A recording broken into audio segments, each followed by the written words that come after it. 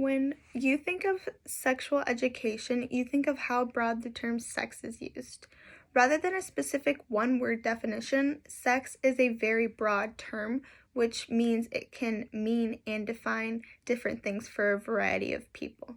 You would think a very broad term and definition would have a very wide spectrum of education to be taught about. However, teachers are very limited on what they can and cannot teach in sex ed.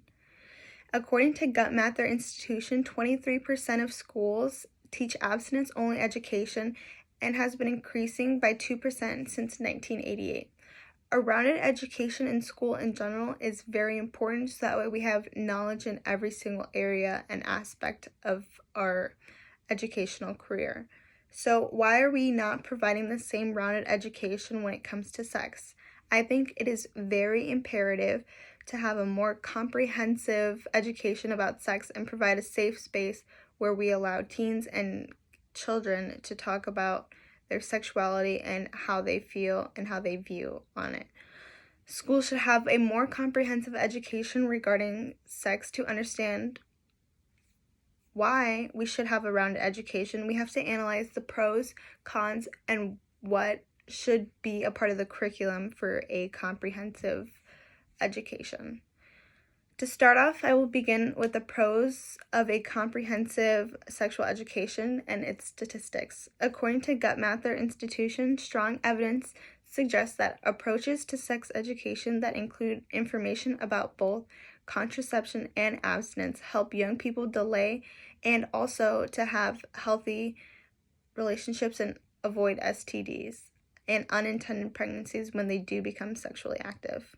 When entering in such a fragile topic at a young age, it is important that we provide teenagers with all facts about sex as possible so that way they know both sides of the curriculum and they're educated enough to consciously make decisions regarding their body.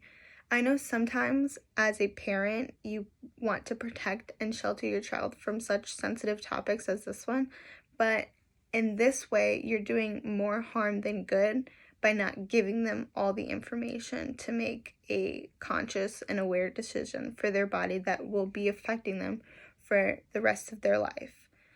And you should always trust that your child will instill the values that you gave them to make a right decision.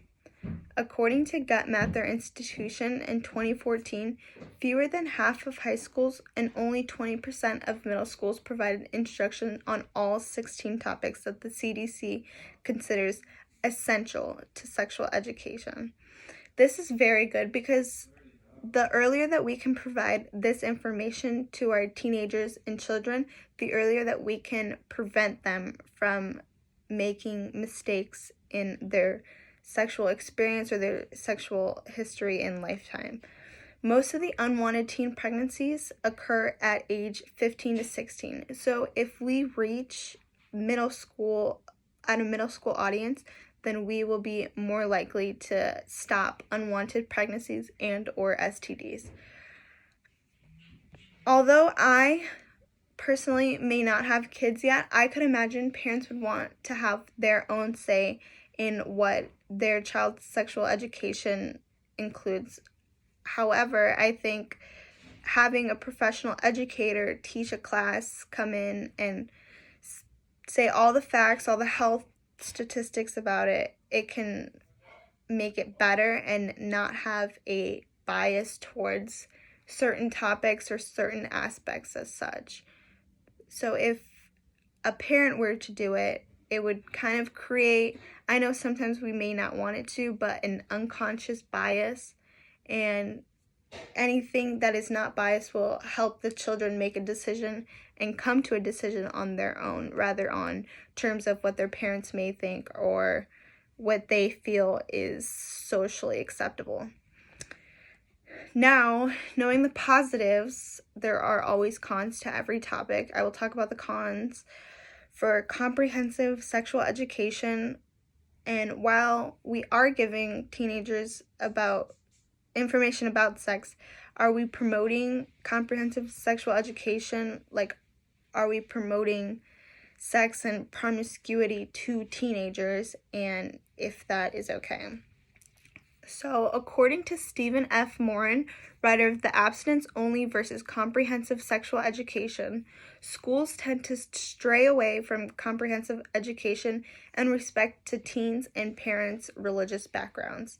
Because sexual education is intertwined with parents' interpretations of right and wrong and social norms that are also associated with it, it is hard to accommodate everybody's background and make sure that we are being very respectful to people's beliefs and values.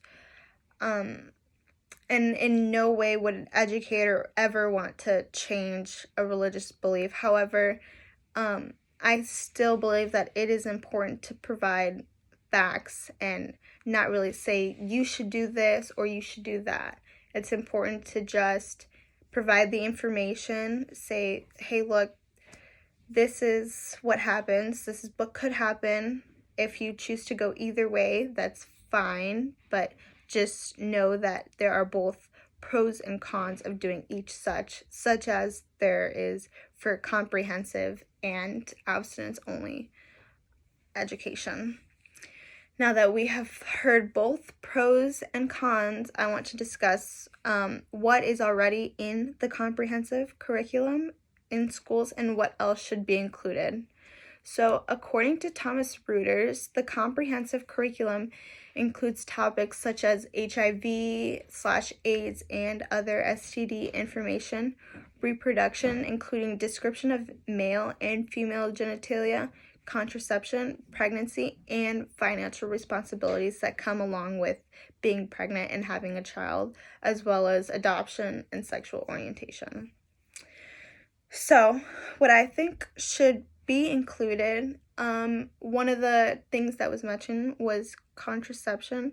So, while that is good that it is in there, I think we should teach kids on how to use contraception safely and how that there are many forms. Like, it's not just one strict thing, there are several different terms. I like to think of it as like an umbrella. So contraception is an umbrella, and there's so many different things under it that many people are unaware of at that young of age. And if they were given that knowledge, that they could make a conscious decision from that point on to decide what they would like to do. As well, I think that we should also provide kids with the downside of getting to that age and having sexual experiences such as rape situations and date rape drugs. I also think this is very important, and it's a topic we don't really discuss all that much.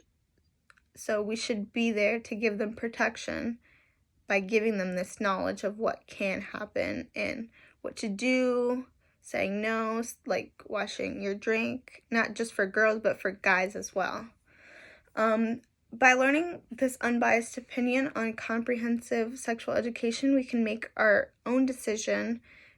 And I believe that in this day of age, I think sex is something kept down, like very low-key, not really talked about. It's kind of a thing that you don't really discuss with other people because it's something that's just always brought along, like, oh, like, don't ask, don't tell.